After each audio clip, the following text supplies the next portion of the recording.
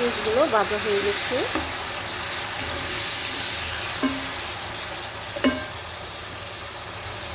এখন দিয়ে দিচ্ছি তেজপাতা, এখানে দিয়ে দিচ্ছি তেজপাতা।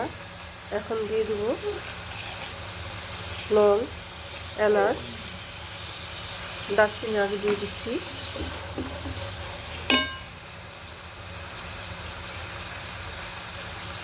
অল্প করে দিয়ে দিচ্ছি একটু আদা রসুন।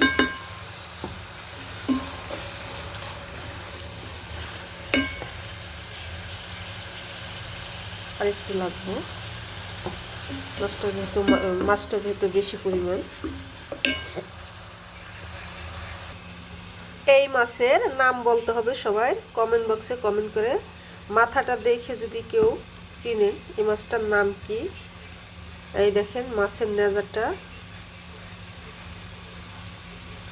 নেজা দেখে, মাছের কালার দেখে বলতে হবে কমেন্ট বক্সে এই মাছের নাম কি। এই দেখেন,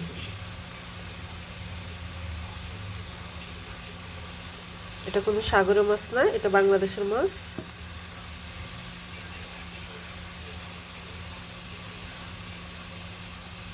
বুঝতেই পারছেন। এই দেখেন আমি ঘুরিয়ে ঘুরিয়ে দেখিয়ে দিচ্ছি মাছগুলো। মাছের কালারটা অনেক সুন্দর, লাল ডুকডুক করে। এই দেখেন,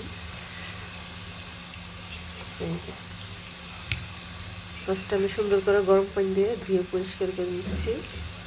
এখন আমি রান্না করব। মশলাগুলো দিয়ে দিচ্ছি।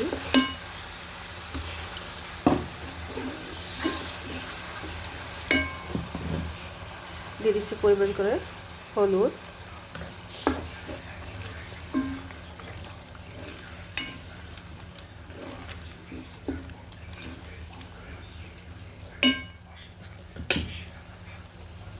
দিয়ে দিচ্ছি ধনের গুঁড়ো,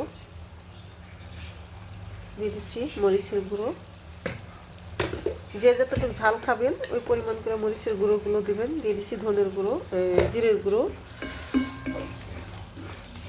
এখন মশলাটা ভালোভাবে নেড়ে চেড়ে কষিয়ে নেব। সাথে দিয়ে দিচ্ছি স্বাদ মতন লবণ।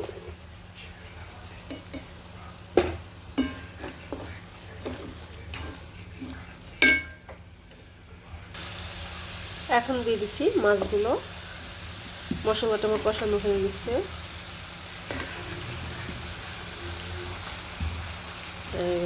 মাছ দেখে সবাই কমেন্ট বক্সে কমেন্ট করে জানিয়ে দেবেন এটা কি মাছ।